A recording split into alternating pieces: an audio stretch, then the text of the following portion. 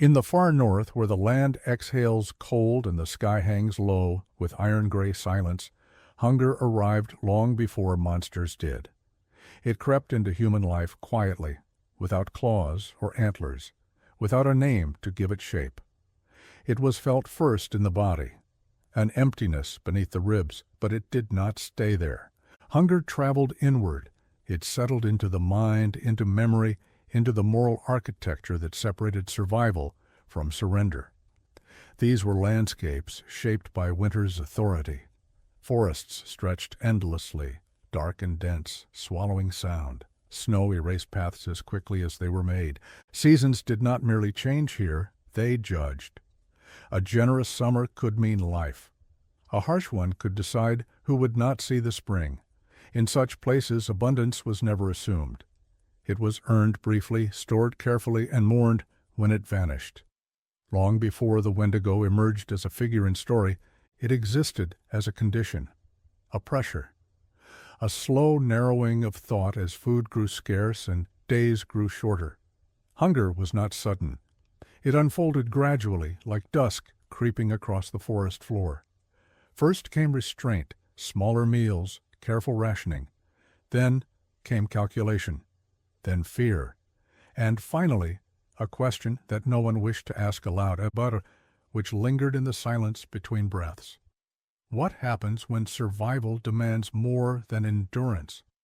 For Algonquin-speaking peoples and other indigenous nations of the northern woodlands, hunger was understood as more than a bodily trial. It was a spiritual risk. To starve was to be tested not only by nature but by one's own limits. Community, restraint, and reciprocity were the safeguards against this descent. Food was shared not out of charity but necessity. To hoard while others starved was to invite disaster, not only social but cosmic. Because hunger, left unchecked, did not simply weaken the body, it reshaped the self. In these cultures, the greatest fear was not death by starvation, it was transformation, the loss of balance. The moment when the need to live eclipsed the responsibility to remain human. Hunger became a moral force, pressing against the boundaries of identity, asking how much could be taken before something essential was lost. This is where the Wendigo was born, not as a creature, but as a warning. In its earliest form, the Wendigo was not described with monstrous precision. There were no elaborate anatomies, no theatrical horrors. Instead, there were changes. A person who became distant, restless, consumed by thoughts of eating even when food was present. A person who grew colder, leaner, and more estranged from the community that once anchored them. The Wendigo was hunger given permanence.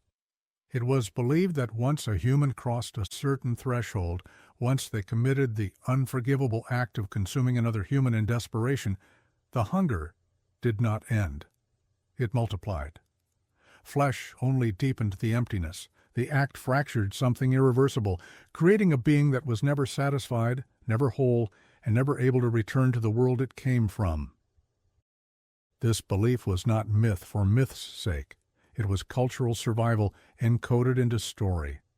Winter starvation was a real and recurring threat. Oral histories and early ethnographic records describe years when game vanished, when ice locked rivers into silence, when entire families were reduced to waiting. In such conditions, the human mind did not remain stable. Isolation, cold, and prolonged hunger produced hallucinations, paranoia, and despair. The line between thought and belief thinned. The Wendigo gave this collapse a shape. By framing cannibalism as a spiritual annihilation rather than a pragmatic choice, the story enforced a boundary that could not be crossed without consequence. It preserved the collective by condemning the individual who broke from it. Hunger, in this sense, was not merely endured, it was disciplined. And yet, beneath the moral clarity of the story there lingered a quiet terror.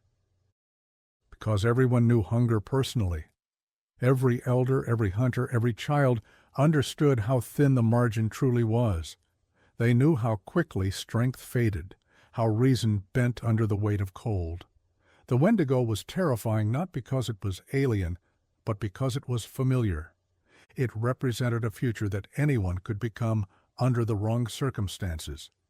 This is why the Wendigo was rarely spoken of lightly. Its name carried weight.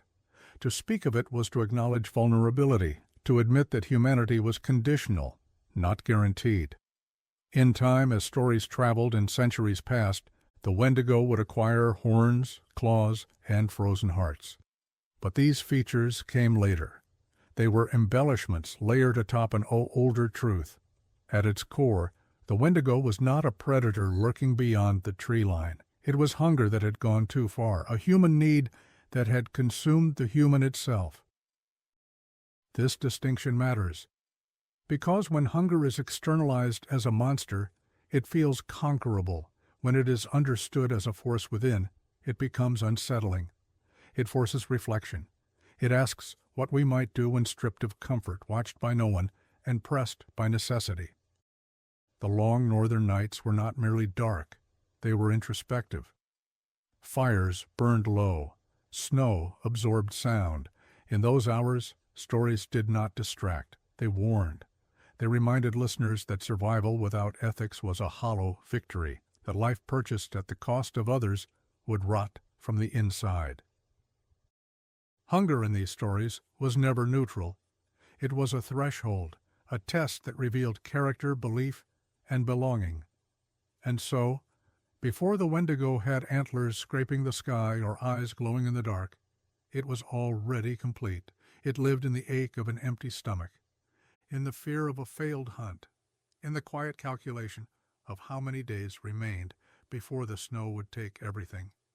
It lived in the knowledge that civilization, no matter how small, no matter how ancient, was only as strong as its refusal to surrender its humanity. The Wendigo did not begin as a monster. It began as a question.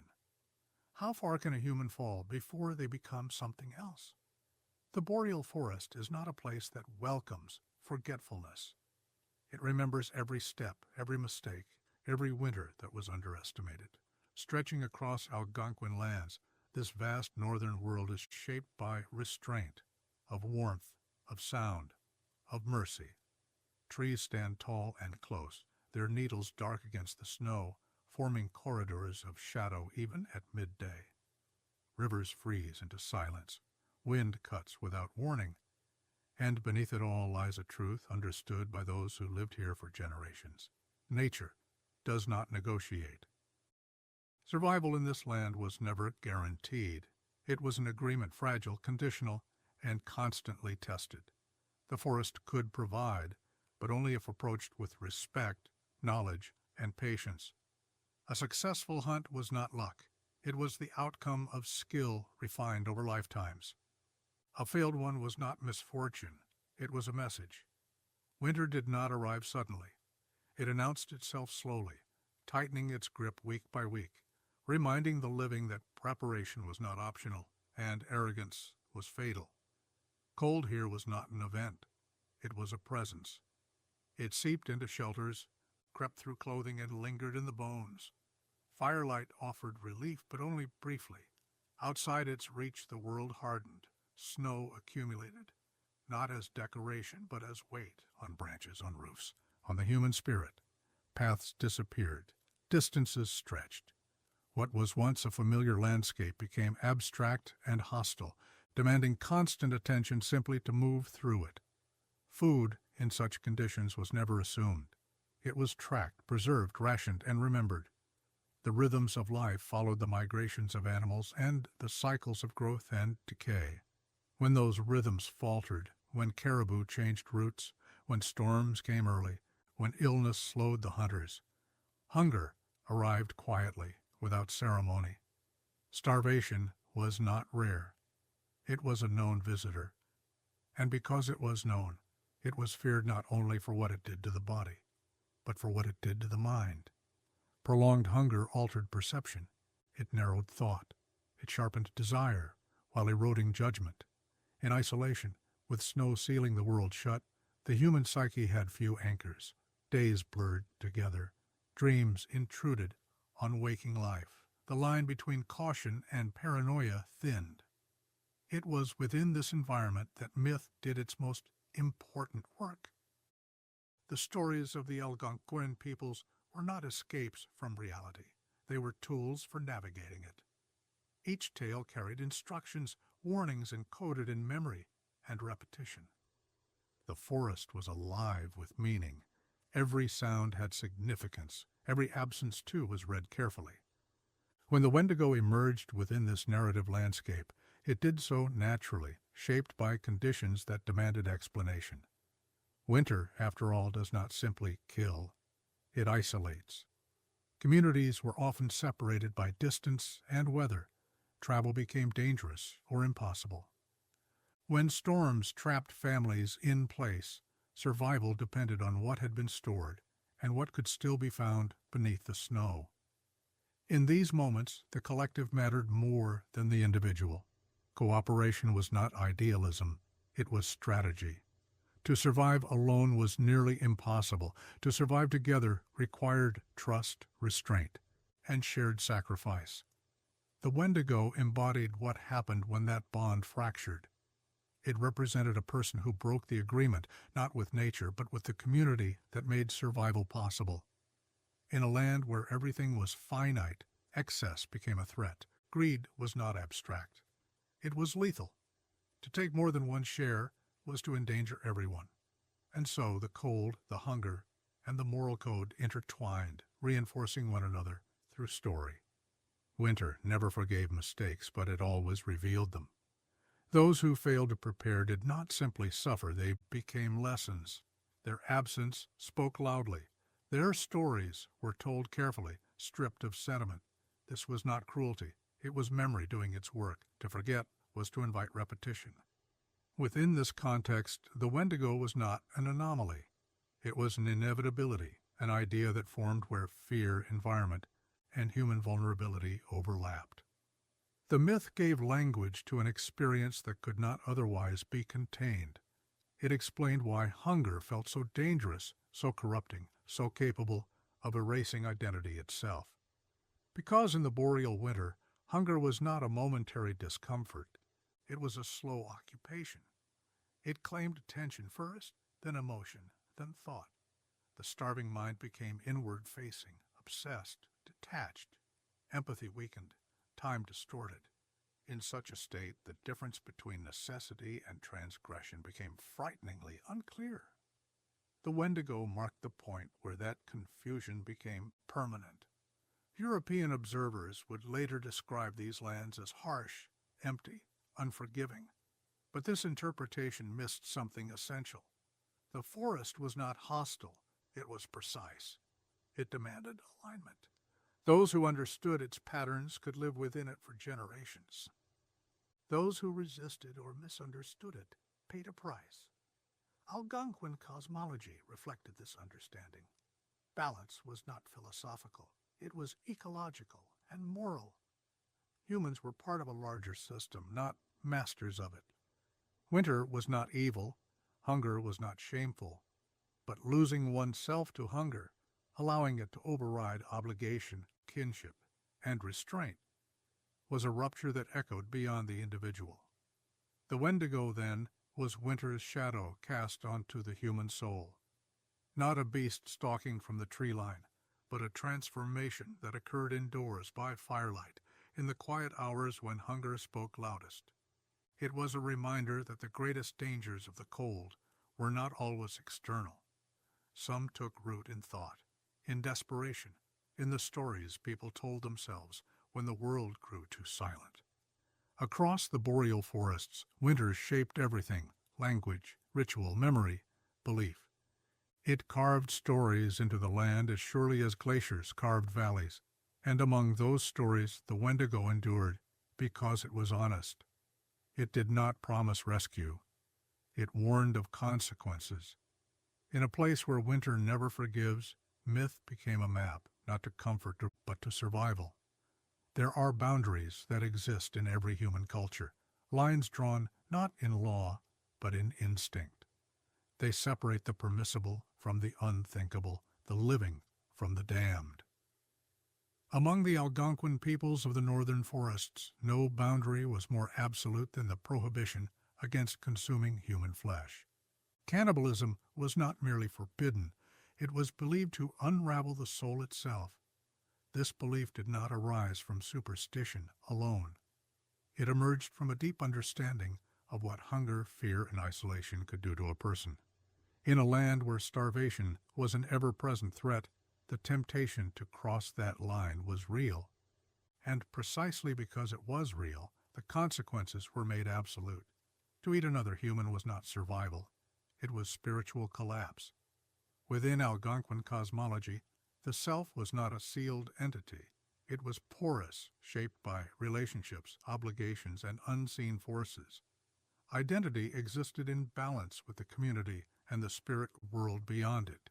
Certain acts reinforced this balance, others shattered it. Cannibalism belonged to the latter, not because of disgust, but because it inverted the natural order. It transformed kin into resource, life into fuel. Once that inversion occurred, there was no simple return. The act was believed to open a wound in the spirit, a rupture where hunger no longer ended, but deepened. Flesh could fill the stomach, but it hollowed the person. What entered through that wound was not a demon in the theatrical sense, but a distortion of desire, an endless wanting, a cold, consuming absence that replaced empathy with appetite. This was the heart of the Wendigo belief. To become a Wendigo was not to be attacked or possessed. It was to fall. The transformation began at the moment restraint was abandoned. Stories describe individuals who, after committing cannibalism in desperation, could no longer recognize themselves. They withdrew from others. They grew restless, agitated, consumed by thoughts of eating. Even when food was present, satisfaction never came. The hunger had changed. Anthropological accounts recorded centuries later speak of this belief with remarkable consistency. Those suspected of Wendigo transformation were said to exhibit paranoia, aggression, and a fixation on flesh. These were not celebrated as monsters. They were mourned as losses, people whose spirits had fractured under unbearable pressure. In this worldview, the sin was not hunger itself. Hunger was inevitable. It was part of winter's design. The sin was allowing hunger to overrule humanity, to elevate survival above relationship, appetite above responsibility. Cannibalism symbolized the final severing of communal bonds, the moment when the self turned predatory. And predation, in a society built on mutual reliance, was the greatest threat of all. The fear was not simply that one person might die. It was that the moral fabric holding the group together would unravel. If one boundary could be crossed, others might follow. The Wendigo myth functioned as a cultural firewall, containing a danger that could not be reasoned away in moments of desperation. Because hunger makes rational arguments sound convincing, it whispers that exceptions are necessary, that rules were made for easier times, that one life might be exchanged for many. The Wendigo stood as the answer to those whispers. It declared that some acts carry costs beyond calculation, that survival purchased through transgression leads not to life, but to a living death. This belief also carried compassion within its severity. A Wendigo was not hated. It was feared and pitied. The transformation was seen as tragic, not triumphant. A human had been broken by circumstances too severe to endure without loss. Their execution, when it occurred, was framed as a grim mercy, an attempt to protect the living and release the lost from endless hunger. Such acts were never taken lightly. They were surrounded by ritual, silence, and grief. To kill a suspected Wendigo was to acknowledge that the community had failed to protect one of its own from reaching that breaking point. The myth did not absolve responsibility, it amplified it. In later retellings stripped of context, cannibalism becomes shock value, a transgression meant to horrify. But in its original setting, it was something far more complex. It was the symbol of a spiritual point of no return. A reminder that humans are sustained not only by food but by meaning. Once meaning is consumed, hunger becomes endless. The Wendigo did not hunger because it ate human flesh. It ate human flesh because it had lost the capacity for restraint. The order mattered. The act revealed the fracture. It did not create it alone. Desperation, isolation, and fear weakened the structure long before the final collapse. This is why the sin broke the soul. Not because of blood or bone, but because of what was surrendered in the act: kinship, memory, reciprocity. The understanding that life continues only through shared limits. When those limits vanished, what remained was a being untethered from the human world, wandering in a body that no longer felt like home. In the deepest winter, when firelight flickered and food ran low, these stories were not told to frighten children. They were told to remind adults who they were, to reinforce that even at the edge of survival, identity mattered, that to remain human required choice, even when choice was painful. The Wendigo was the cost of forgetting that truth. It was not born from cruelty, but from collapse, from a moment when hunger was allowed to decide what a human was allowed to become. And once that decision was made, there was no forgiveness, only the endless cold of a self that had consumed itself. The earliest Wendigo stories do not begin with violence, they begin with absence. A look held too long, a silence that grows heavy, a person who is still present in body, yet already drifting somewhere unreachable. There are no sudden transformations, no dramatic ruptures. Instead, there is a slow inward turn as hunger stops being an experience and becomes a lens through which the world is seen. In these stories, the Wendigo does not arrive from the forest. It emerges from within the human mind. The change was said to be subtle at first, a narrowing of attention, conversations shortened. The individual withdrew from shared spaces, choosing isolation even when community remained close. Their eyes, once attentive to others, grew distant, hollow not from cruelty, but from fixation. Hunger had begun to rearrange priority, pulling thought away from relationship and toward need. This was not a failure of character, it was understood as a process. Starvation does not simply weaken muscles, it alters cognition. Modern psychology would later confirm what these cultures already knew through experience. Prolonged hunger reshapes perception, decision-making, and emotional regulation. The starving mind becomes efficient in a brutal way. Everything not related to survival fades into irrelevance. Empathy dulls, memory fractures, time collapses into an endless present defined by lack. In Algonquin belief, this narrowing was dangerous precisely because it felt logical. The person who began to change was not initially irrational. They were focused, alert, restless. Their thoughts circled food obsessively, not as pleasure, but as necessity. Dreams filled with images of eating. Waking hours were haunted by calculation. Who had strength left? Who was slowing down? Who might not survive the winter? This was the moment when hunger turned inward. The Wendigo, in its earliest form, was not marked by monstrous appetite alone, but by moral contraction. The world reduced itself to a single problem with a single solution: survival at any cost. The cost, however, was rarely acknowledged until it had already been paid. Stories describe individuals who became increasingly paranoid, convinced that others were plotting against them, withholding food, or preparing to abandon them. Hunger distorted trust. Where cooperation had once ensured survival, suspicion now threatened it. The community felt this shift instinctively. Something had changed, though nothing visible had yet occurred. There were no fangs to reveal the danger, only a person who no longer listened, who no longer shared, who watched others too closely. The Wendigo transformation was understood as psychological before it was physical, a reordering of value so complete that the self no longer recognized its former shape. The hunger that once demanded endurance now demanded permission to cross boundaries, to justify acts once unthinkable.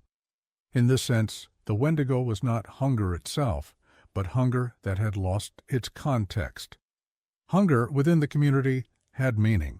It was shared. It was named. It was endured together. When hunger became private, secretive, and obsessive, it grew dangerous. It detached the individual from the social fabric that gave suffering purpose. The mind, left alone with hunger, becomes inventive. It begins to rationalize, to reinterpret taboos as obstacles rather than safeguards. In Wendigo lore, this is where the self fractures, not suddenly, but incrementally. Each compromised value makes the next easier to abandon. The transformation does not feel like becoming something else. It feels like becoming more honest, more realistic, more willing to do what must be done. This is the most unsettling aspect of the myth. The Wendigo does not see itself as evil. It sees itself as necessary. Early accounts emphasize this inward justification. The individual believed they were thinking clearly, while others were blinded by tradition. They believed restraint was weakness. That survival belonged to those willing to act decisively. This inversion of values, where morality becomes an obstacle and hunger becomes wisdom, marks the point of no return. Physically, the changes followed. Weight dropped dramatically. Skin tightened. Faces sharpened into unfamiliar angles.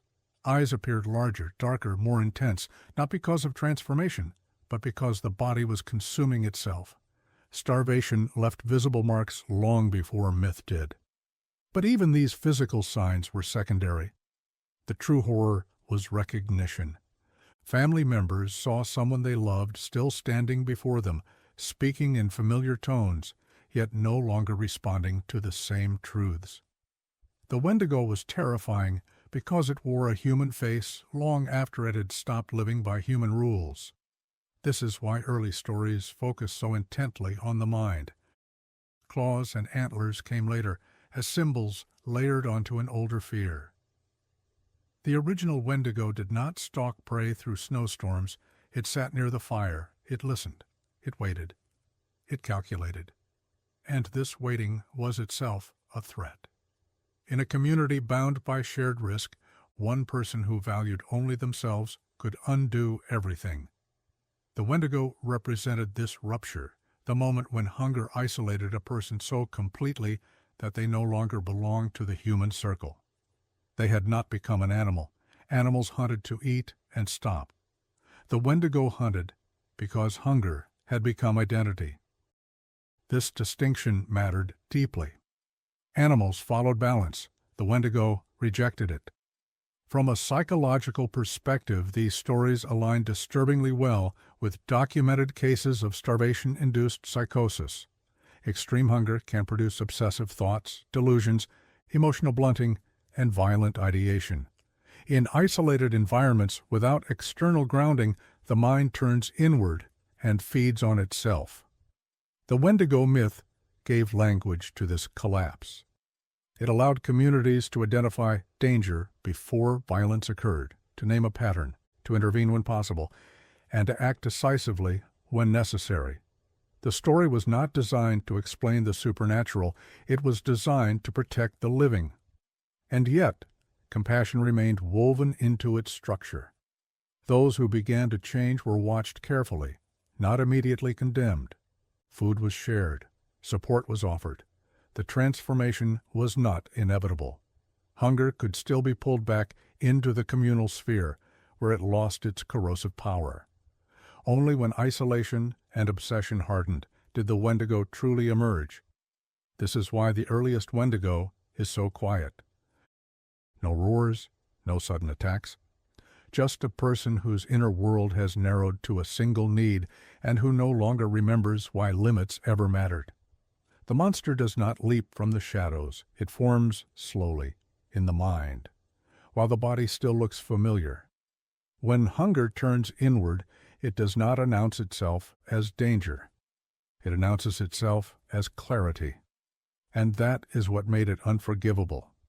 Because once the mind has rearranged itself around survival at any cost, the cost no longer feels real. Others become abstract.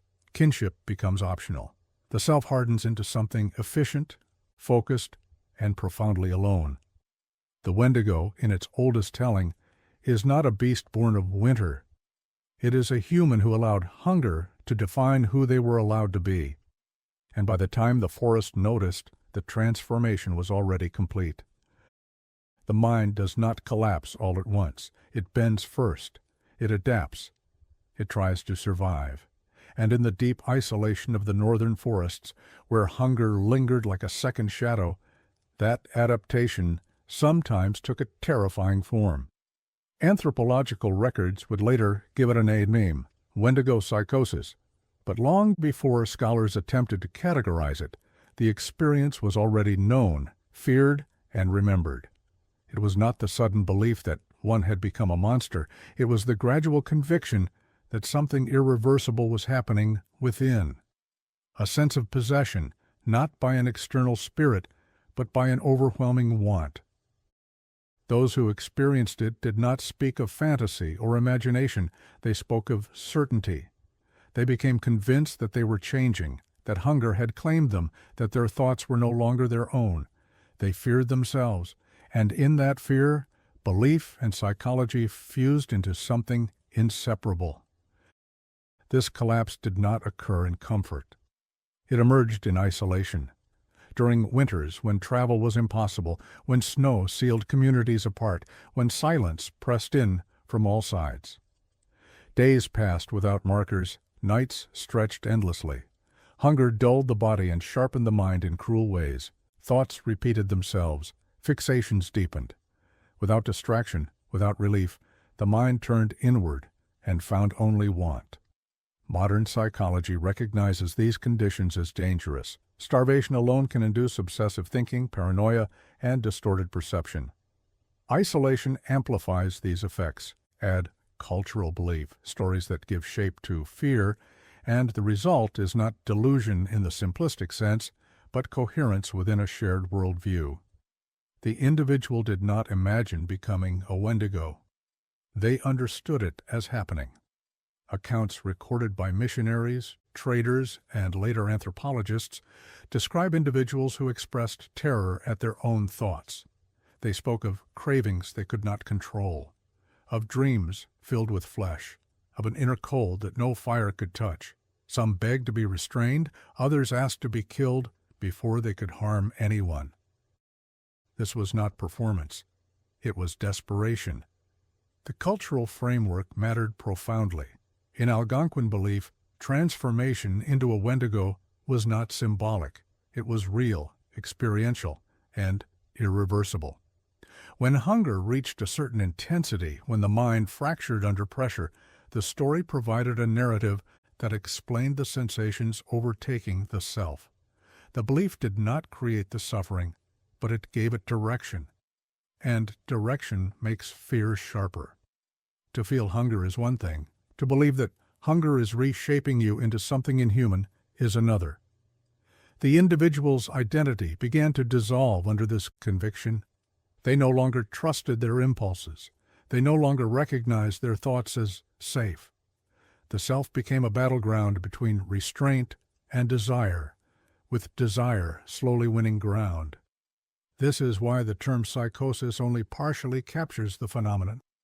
Wendigo psychosis was not random hallucination. It was structured. It followed cultural logic. The fear was not abstract. It was specific, named, and deeply moral. The individual believed they were becoming dangerous, not because they felt powerful, but because they felt hollowed out. Possession, in this context, did not mean control by an external entity. It meant being overtaken by hunger. Anthropologists noted that individuals experiencing this state often withdrew from the community, not out of hostility, but out of fear. They isolated themselves to protect others. They recognized the danger they represented. This awareness complicates any attempt to dismiss the phenomenon as superstition. These were people struggling against their own minds within a belief system that treated that struggle as existential. In some cases, intervention was attempted, food was shared, rituals were performed. The community tried to pull the individual back from the edge, to remind them of who they were beyond hunger. Sometimes it worked, sometimes it did not. When it failed, the consequences were grim. Those believed to have fully transformed were executed not as punishment, but as containment. The act was framed as tragic necessity. To allow a Wendigo to live was to invite destruction, not only of bodies but of trust itself. The fear was contagion, not biological, but moral. That desperation, once unbound, could spread. From a modern perspective, this response appears brutal, but within its historical context, it reflected a profound understanding of psychological danger. A person who believed themselves to be losing their humanity, who no longer trusted their restraint, posed a risk that could not be managed lightly in an environment where survival depended on cohesion. The mind, once convinced of its own corruption, rarely recovers easily. What makes Wendigo psychosis especially haunting is how closely it aligns with documented effects of extreme deprivation. Starving individuals often report intrusive thoughts about food, emotional numbness, irritability, and a collapse of long-term thinking. Ethics give way to immediacy. Identity narrows. The myth did not invent these symptoms. It recognized them. By giving this collapse a name and a narrative, the culture externalized an internal threat. It allowed people to speak about a terror that was otherwise unspeakable, the fear that hunger could make them betray everything they believed themselves to be. In this way, the Wendigo was both explanation and warning. It told people what might happen if the mind broke under pressure. It also told them what the community would do if that breaking reached a certain point. The story created boundaries not just for behavior, but for thought itself. To feel hunger was human. To desire endlessly was dangerous. The Wendigo psychosis cases remind us that belief is not an accessory to experience, it is part of its architecture. The mind interprets sensation through story. When the story is one of transformation and loss, the experience follows that path. Yet it would be a mistake to reduce this phenomenon to belief alone. Isolation, starvation, cold, these were real, measurable forces acting on the human nervous system. The forest did not care what people believed. Winter applied pressure regardless. The myth emerged not to escape reality, but to survive it. And sometimes survival failed. Those who believed they were becoming Wendigos were not seeking power. They were seeking relief from hunger, from fear, from the sense that something inside them was unraveling. Their belief was not grandiose. It was mournful. They did not want to become something else. They feared that they already had. This is the quiet horror at the center of the Wendigo tradition. Not the image of a towering beast, but the image of a person who knows they are changing and cannot stop it. A mind possessed not by evil, but by want so total that it leaves no room for the self. In the end, Wendigo psychosis reveals something deeply human, that under enough pressure the mind does not simply endure. It adapts in ways that can feel alien, frightening, and irreversible. And when culture gives those adaptations a name, that name carries weight, shaping experience, action, and fate. The Wendigo was never just a story about monsters. It was a story about what happens when hunger takes the mind hostage and convinces it that there is no way back. Cold is often imagined as absence, a lack of warmth, a stillness. But in the northern winters, cold was an active force. It pressed inward. It entered the body through breath and skin and slowly rewrote the mind from within. It was not content to numb. It transformed. As winters stretched across Algonquin lands, they did not arrive as singular events but as long occupations. Snow did not simply fall. It accumulated, erasing color and distance alike. The world narrowed to shades of white and gray. Sound traveled differently. Time itself seemed to thicken, each day indistinguishable from the last. In such conditions the body endured, but the mind began to drift. Cold alters perception before it damages flesh. Prolonged exposure lowers more than temperature. It dulls sensation, disrupts sleep, fractures attention. Thoughts slow, then loop. Judgment weakens. The body conserves energy by narrowing focus, and the mind follows. What remains is not clarity, but fixation, a sharpening of certain thoughts at the expense of all others. This is where delirium begins. Historical accounts from northern climates, both indigenous and later European, describe similar experiences. People spoke of confusion, of seeing movement where none existed, of feeling watched by the land itself. Cold-induced delirium is subtle at first, creeping into the edges of awareness.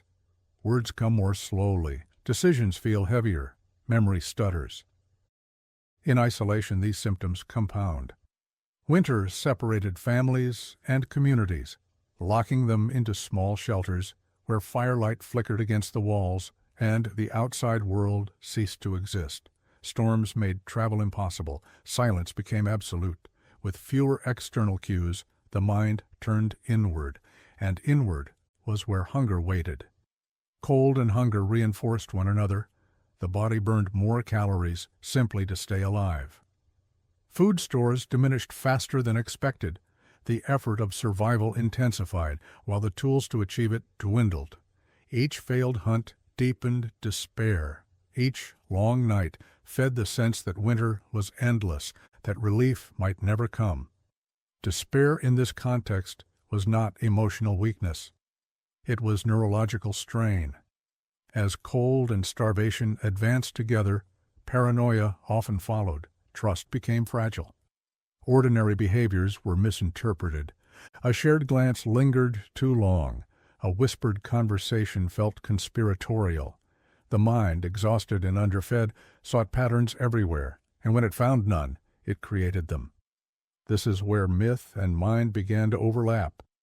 The Wendigo did not intrude upon rational thought from the outside. It grew from the inside, shaped by conditions that blurred certainty. When the body trembled constantly, when sleep came in fragments, when hunger gnawed without pause, the distinction between internal sensation and external threat became unstable. Fear found images, images found stories. The cultural memory of the Wendigo provided a framework for these sensations. It named the dread that crept in during long nights. It gave form to the sense that something was wrong, not just with the world but within oneself. Cold made the body feel alien. Hunger made the mind feel unsafe. The myth explained why. Ice in the blood was not metaphor alone. Extreme cold slows circulation. It numbs extremities first, then dulls awareness. People reported feeling detached from their own bodies, as though watching themselves from a distance. This dissociation, combined with starvation, created fertile ground for terror. The self felt fragile, permeable, vulnerable to change. In such a state, the idea of transformation did not feel abstract. It felt imminent. The Wendigo, as an idea, thrived in this environment because it mirrored experience. It spoke of cold that never left, of hunger that never ended, of a mind trapped in endless want. It was winter made conscious, hunger given intention, a being shaped by the same forces that pressed upon every living person in the forest. Rational thought did not disappear under these conditions. It eroded. People still made choices, but those choices were constrained by fear, exhaustion, and the relentless presence of cold. Decisions became short-term. Long-term consequences felt distant, unreal. This cognitive narrowing is well documented in survival psychology. The brain prioritizes immediate threats, often at the expense of ethics and planning. Myth stepped into that gap. When rational frameworks weakened, cultural ones took their place. The Wendigo story provided a boundary when logic alone could not. It told people what certain thoughts meant. It explained why certain impulses felt dangerous. It warned that the mind itself could become hostile under winter's pressure. This did not make the fear imaginary. It made it intelligible. The terror was not that monsters stalked the woods. It was that the cold could dismantle the structures that made a person themselves. That identity, belief, and restraint were not fixed traits, but fragile systems dependent on warmth, nourishment, and connection. Winter stripped those supports away. Those who lived through many winters understood this intimately. Elders spoke of seasons that took people, not just physically, but mentally. They remembered individuals who survived the cold only to return altered, withdrawn, and restless. The stories were not sensational, they were quiet, careful, heavy with meaning. The Wendigo was never presented as inevitable.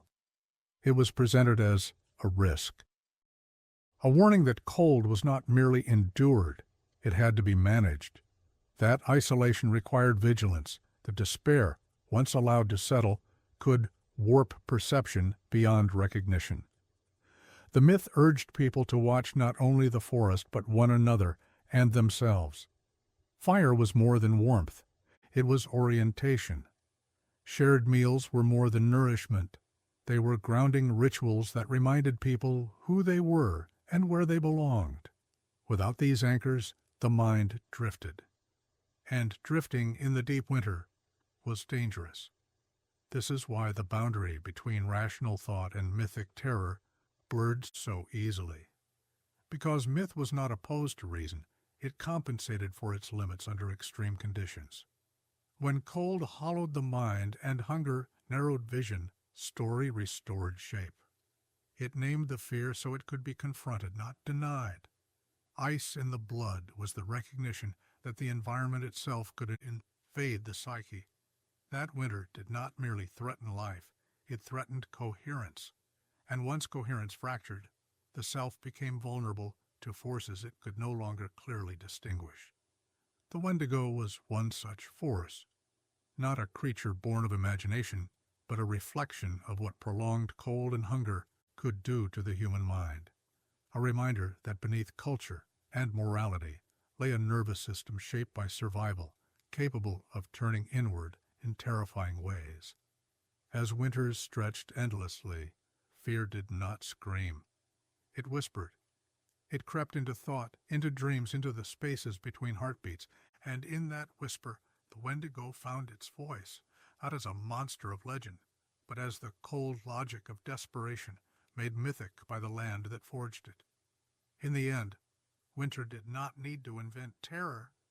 It revealed it. And those who listened learned that the greatest danger of the cold was not freezing to death, but losing the part of oneself that knew where the boundary lay between endurance and surrender. In the northern forests, fear did not always roar. Sometimes it whispered, measured, and unrelenting, in the spaces between households, in the quiet shuffle of snow across the village paths. Among Algonquin communities, the greatest terror was not a shadow stalking from the trees, it was much closer, much more intimate. A neighbor who might change, who might become unrecognizable not through choice, but through need. The Wendigo was not simply a story about monsters. It was a story about the human mind at its most vulnerable, and the way that vulnerability echoed outward, threatening everyone around it. Hunger did not strike at random. It struck the body first, then crept into thought, then desire, until the individual became less a person and more a vessel for need. Communities understood this with quiet clarity. They knew that anyone, friend, sibling, spouse, could be transformed if the winter was harsh enough, if the hunts failed, if food ran out. This awareness shaped every glance, every movement, every decision. People watched one another with vigilance born not of suspicion alone, but of survival. A withdrawn gaze, a restless hand, a whispered obsession with food, these were not trivial concerns. They were warnings. The line between ordinary behavior and something dangerous was thin, shifting with each frost-bitten day. In a land where resources were scarce and winters merciless, one person's faltering could imperil all. Stories and rituals reinforced this vigilance. Children were taught to notice not just the forests outside, but the eyes of those they loved. Meals were shared carefully, portions measured, and attention paid to signs of obsession or withdrawal. The community acted like a single organism, each member monitoring the others to prevent the slow unraveling that hunger could bring. The Wendigo, in this context, was not a myth to entertain. It was a moral compass, a guide to the dangers that lay hidden within familiar faces. Anthropologists later recorded accounts of communities that confronted suspected Wendigos with both fear and sorrow. Intervention was deliberate. Isolation, restraint, and sometimes violence were measures taken not out of cruelty, but from the understanding that the individual's transformation was contagious, not biologically, but morally and psychologically. The community's integrity depended on limiting the spread of desperation. There is a profound intimacy in this fear. Unlike stories of predatory beasts that can be hunted, the Wendigo was a threat from within. It demanded vigilance without pause, empathy tempered with caution, and constant attention to the fragile boundary between survival and moral collapse. A single lapse, a shared meal refused, a warning ignored, could be catastrophic. The monster did not lurk at the edge of the forest. It lived in the quiet calculations of the neighbor, in the obsessive thoughts of the relative, in the mind of the person who had once been fully human. Yet this terror was not pure dread. It carried an awareness of fragility and responsibility. Communities understood that survival was not just physical, but social. Restraint, reciprocity, and observation were as necessary as fire and food. The Wendigo myth taught that no one could endure the winter alone, and that moral vigilance was as crucial as hunting skill. Every glance exchanged over a dwindling fire was an act of shared memory and mutual care, even under the shadow of suspicion. The quiet terror shaped daily life. It created a rhythm of attention and care, a culture in which the mind of the community was as finely tuned as its awareness of the forest. Each person's strength reinforced the others, but each weakness could ripple outward, bending the fragile lattice of trust. In this delicate balance, myth and reality merged.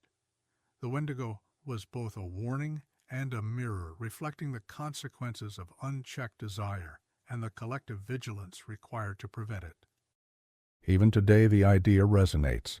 It reminds us that monsters are often less about what lurks in distant shadows and more about what might arise when need isolates, when hunger narrows thought, when community oversight falters. In the northern forests, the Wendigo did not scream from the trees. It whispered in the hearths, in the eyes, in the silences where someone's hunger might have begun to claim them. And so the greatest fear of the Algonquin peoples was not a beast that could be hunted. It was the knowledge that hunger could unmake anyone. The quiet terror of possibility, ever present, was a vigilance that kept communities alive long before modern psychology could name the phenomenon. In watching each other so closely, in measuring not just meat but mind, the people of the North discovered an unspoken truth. Survival depended not only on enduring winter, but on holding the human heart intact, even when the cold and want threatened to hollow it entirely. In the long nights of winter, when snow pressed against cabins and the wind whispered threats through the trees, communities were forced to confront a reality harsher than hunger itself, the slow unraveling of a human mind. When someone began to transform under the pressure of starvation and isolation, when obsession, paranoia, and want hollowed their spirit, they were no longer simply ill. They had become a threat, not only to themselves, but to the fragile network of trust that bound the community together. Anthropological accounts describe the grim decisions made in these circumstances. The suspected Wendigo was watched, measured, and often cared for as long as possible. Food was offered, shelter was shared. Rituals and counsel attempted to bring them back from the brink. But when the transformation deepened, when the mind hardened around its own need, the community faced a terrifying calculus. Survival of the many demanded action against the one. Killing a Wendigo was never an act of vengeance. It was a ritual of preservation. It was a recognition that in the northern forests, morality and survival were inseparable. To allow a person wholly overtaken by desire to live was to endanger everyone else. The act was framed not as punishment but as containment, a grim mercy performed for the living, not the lost. This was not brutality without thought. There was ceremony in the execution. Decisions were deliberated. Elders guided the action. Tools were prepared. The act was silent, precise, necessary. Even in the moment, sorrow and respect underpinned the act. It was understood that the Wendigo was both victim and danger, human, and yet no longer fully human. Death became a language for moral restoration, a way to repair the rift that hunger had torn in the social fabric. These stories, chilling as they are, illuminate a profound understanding of human psychology and ethics. The Algonquin people recognized that desperation could erode restraint, that starvation could fracture reason, that the mind, left unchecked, could become an agent of harm. By confronting this threat decisively, they preserved not just bodies, but the principles that allowed communal life to endure in a hostile land. In killing to save the living, the community acknowledged a bitter truth. Sometimes the preservation of humanity requires acts that feel inhuman. And in this paradox, the Wendigo myth endures, not simply as a story of monsters, but as a meditation on survival, morality, and the fragility of the human spirit under relentless winter. The act, though grim, carried a final lesson. When the boundary between human and hunger collapses, the living must act, not out of anger, not out of cruelty, but out of necessity. In the still forests, amid the frozen silence, these acts whispered a solemn truth. Sometimes, to protect life, one must confront death itself. The Wendigo was never a tale meant for amusement, nor a creature conjured for the thrill of fear. It was something far older, far more insistent, a living warning, etched into the memory of those who depended upon one another to endure the relentless northern winters. Every whispered story, every careful retelling around the fire, carried a purpose. It was a mirror held up to human desire, a reflection of what hunger could do if left unchecked, and a compass to guide moral behavior in a land where the wrong choice could be fatal. In Algonquin culture, stories were not idle entertainment. They were instruments of survival. They shaped thought, defined limits, and transmitted centuries of hard-earned understanding. The Wendigo, in particular, occupied a space between the tangible and the psychological, a being that was part caution, part mirror, part mythic embodiment of human vulnerability. Its presence in lore reminded listeners that the mind, like the body, could succumb to winter's pressures. That hunger, if allowed to dominate, could transform friend into threat, self into shadow. Anthropologists note that the Wendigo myth functioned as an early form of behavioral guidance. It reinforced restraint, the moral lines that could not be crossed without dire consequence. In an environment where famine stalked silently, restraint was not a luxury. It was the difference between survival and annihilation. The story made abstract concepts real. It gave shape to an invisible danger. It whispered that the consequences of transgression were immediate, relentless, and irreversible. The warning was never directed at some distant other. It was directed at oneself and at everyone within the circle of care. Hunger, desire, and desperation were universal experiences, and the Wendigo served as a constant reminder that even the strongest among them were vulnerable. To see it in story was to see a potential truth, that under the right or wrong circumstances any person could fall. And by acknowledging that possibility, the community cultivated vigilance, empathy, and ethical awareness. There is an elegance in this design. The Wendigo operates on multiple levels at once. It embodies the physiological effects of starvation, the psychological weight of isolation, and the moral fragility of human society. It is as much a mental state as a mythic figure, a way to externalize what is otherwise terrifyingly internal. By giving the danger a name, the culture allowed people to recognize it in themselves and others, to act before collapse became irreversible. In this light, the stories told around firelight, repeated in hushed tones on cold nights, were not exaggerations. They were precise instruments of communal care. Fear became a teacher. Myth became a guide. The Wendigo, terrifying as it was, enforced limits, preserved social cohesion, and anchored moral decision-making in the midst of circumstances that might otherwise strip humanity away. Even when the image of antlers and emaciation was later added, the essence remained the same. Not a monster of the forest, but a warning about what the forest, and winter and hunger, could make of a human soul. It was an ethical beacon carved in narrative, a reminder that survival without conscience, without restraint, is not survival at all. The Wendigo's true terrors lies not in its imagined claws or fangs, but in its enduring lesson that the boundary between human and inhuman is not drawn in the woods, but in the choices we make when all we have is hunger, isolation, and the endless white silence of winter. And in that stillness, the spirit of warning persists, whispering across centuries, reminding us that morality is as vital to survival as food or fire. For centuries, the Wendigo existed in the stories and memories of the Algonquin peoples as a mirror of human vulnerability, a caution against moral collapse under unbearable conditions. But when European colonizers arrived in the forests of the North, they saw something different. They did not hear a warning, they saw a monster. They did not recognize a moral framework, they saw superstition. The nuances of culture, psychology, and survival were flattened into caricature. A complex lesson about humanity became a simple tale of horror.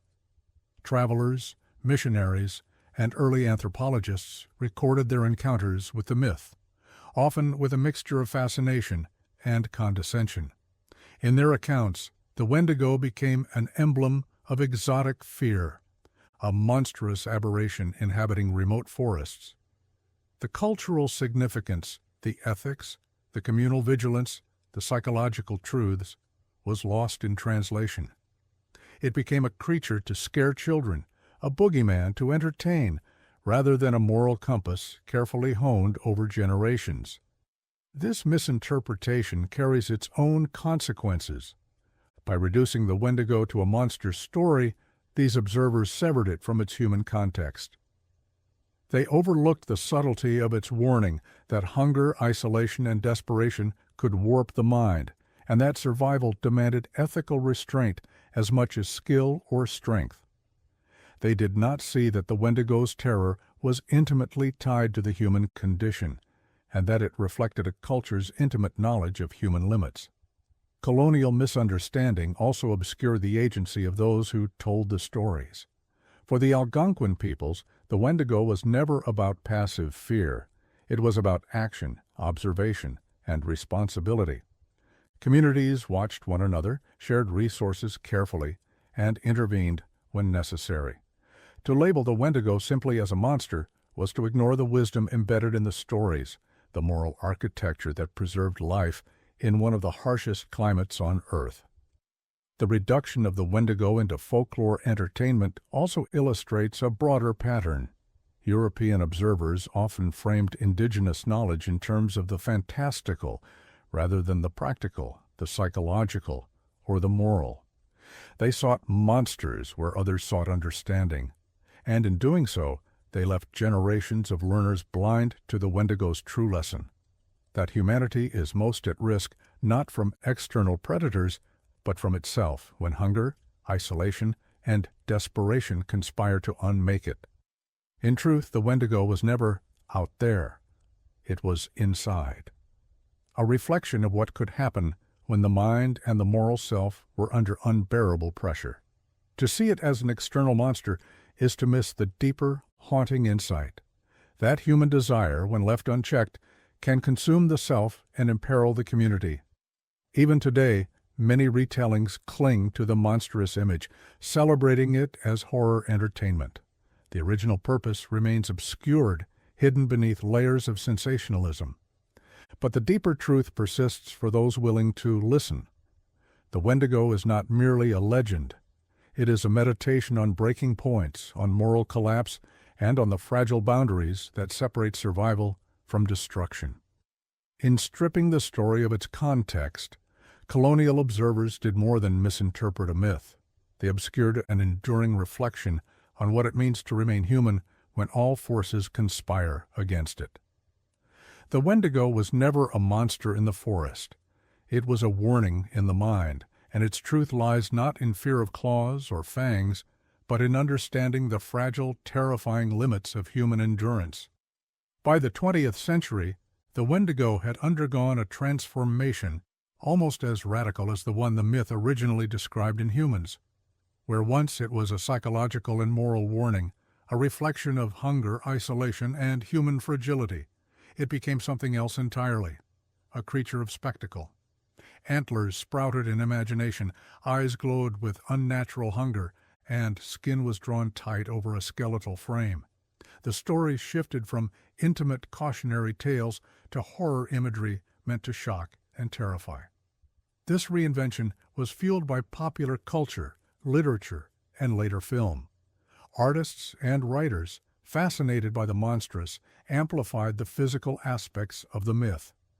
The slow internal horror of human collapse gave way to an externalized cinematic terror, a beast that prowled snowy forests, striking fear from a distance rather than teaching lessons up close.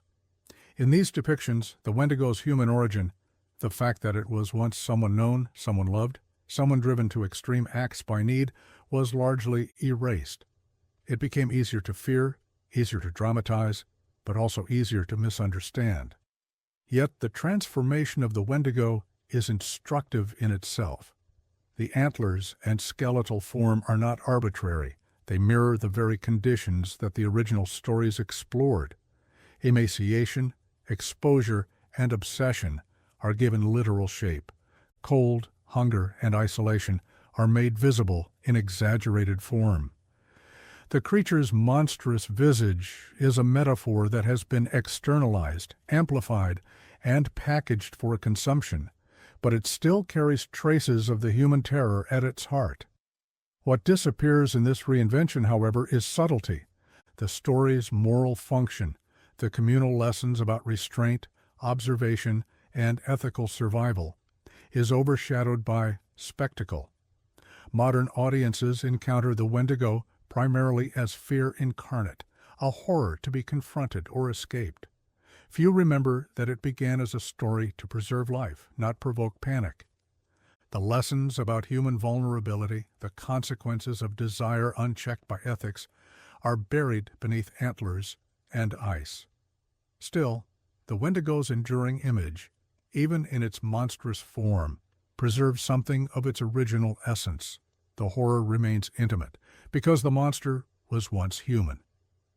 Somewhere beneath the bones and frost, the story whispers that terror is not merely external, it begins within. And even as popular culture reshapes the myth, the psychological and ethical truths that gave rise to it continue to resonate, quietly reminding us of the fragile line between humanity and obsession. In the end, antlers and ice are only skin over a deeper warning that the monstrous is not always born in the forest. Sometimes it grows in the mind, in hunger, in isolation, in the cold calculations we make to survive at any cost. And beneath the spectacle, the original Wendigo waits, patient, whispering its lesson to anyone willing to look beyond the monstrous mask.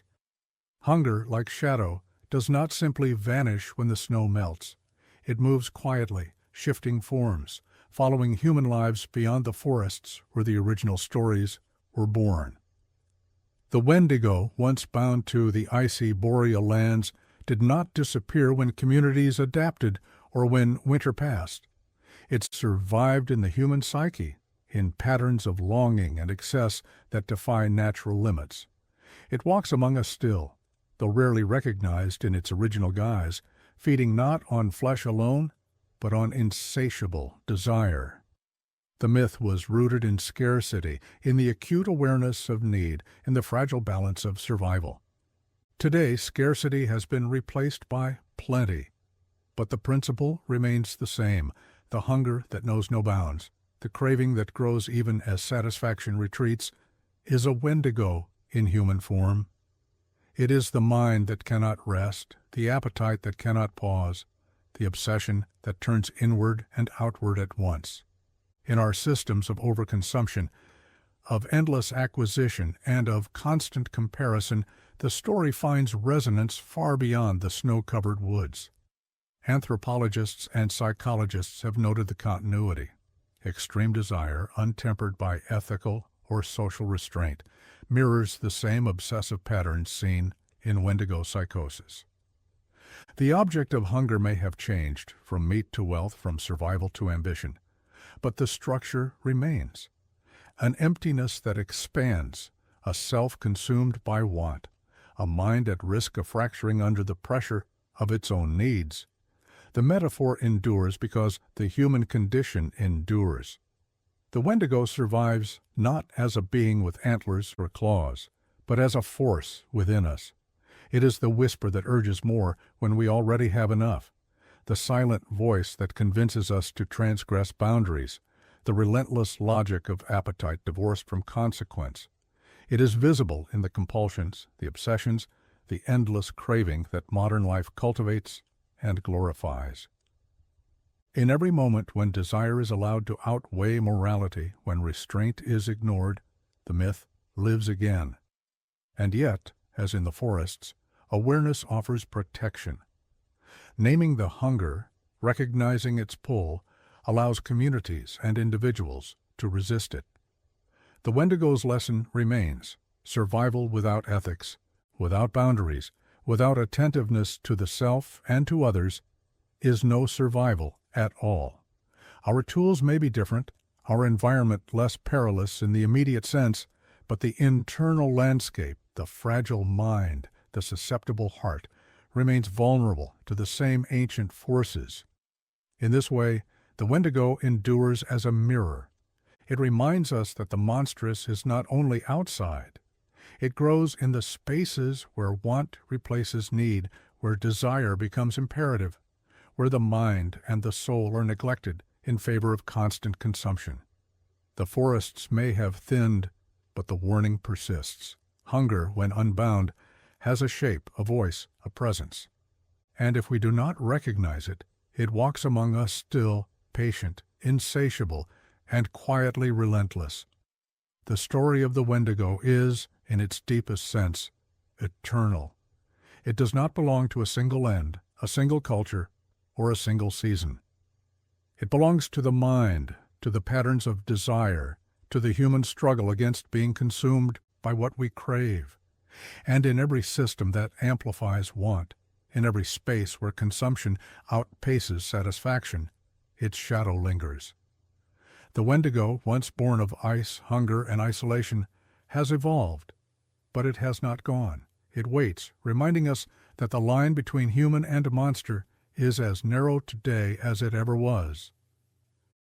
Hunger, after all, is patient, and so is the Wendigo.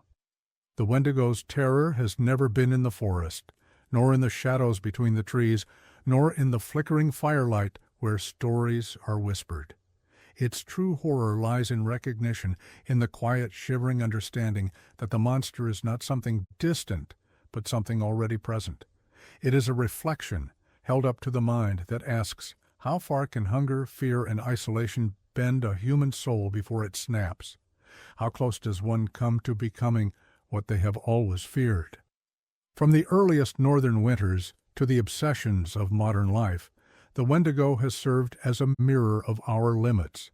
In its origins, it was the culmination of starvation and moral collapse. A being that was once someone known, someone human, now transformed by need into something alien, yet intimately familiar. It was not a predator stalking the woods. It was the realization that hunger and want, left unchecked, can claim the self entirely. The monster was never outside. It was inside, patient, deliberate, and unrelenting. The line between human and monster is not marked by horns, claws, or emaciated limbs. It is measured in choices, in restraint, in vigilance against the impulses that threaten to overwhelm reason. When isolation is total, when cold bites deep, when desire consumes without pause, the mind begins to fray. Ethics erode. Self-restraint collapses.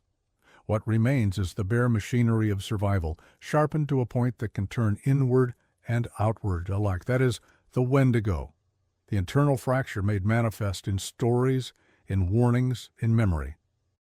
Communities once watched for these signs, not with fear of folklore alone, but with a knowledge born of necessity. They understood that anyone, even the most trusted neighbor, could cross that line under unbearable conditions. Interventions, rituals, and, in the most extreme circumstances, execution, were not acts of cruelty, but acts of preservation. They were recognition of a fundamental truth. Humanity is fragile, and moral collapse is contagious. In the modern imagination, the Wendigo has been dressed in spectacle, given antlers and ice and glowing eyes. But beneath the costume, the original lesson remains. The true horror is not in the grotesque form, but in the moment of recognition that the monster is not them, but a potential within us. It is the knowledge that the same pressures that created Wendigos in the boreal forests, the cold, the hunger, the isolation, exist in other forms today. Desire, obsession, and compulsion are different snowstorms, different winters, different tests of restraint. The mind is just as vulnerable. The Wendigo reminds us that fear alone is inadequate. Fear externalizes danger, imagines monsters in distant forests. Recognition, however, demands self-awareness, reflection, and courage. It asks us to confront the parts of ourselves that hunger can twist, that isolation can distort, that relentless want can consume. It asks us to see the fragility of the human heart, the mind, and the moral self, and to act before the fracture becomes irreversible. In this light, every retelling of the Wendigo is an invitation. It invites us to measure our own boundaries, to examine the impulses we suppress, and to recognize the consequences when the mind is pressured beyond endurance. It is both a caution and a revelation. The forest is not the danger. The winter is not the danger.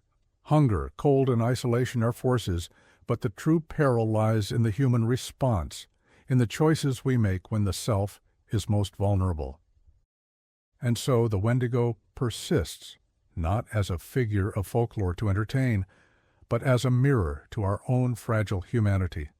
It walks unseen, silent in its vigilance, waiting not to strike, but to reveal. It teaches that under sufficient pressure, the line between human and monster is terrifyingly thin, and that the greatest horror is not what prowls outside, but what waits quietly within ourselves. The forest may be empty, the snow may fall softly, but the Wendigo, patient and eternal, waits in the hollow spaces of the mind, reminding us that monsters are not born, they are recognized, and sometimes they are the parts of ourselves we least wish to see.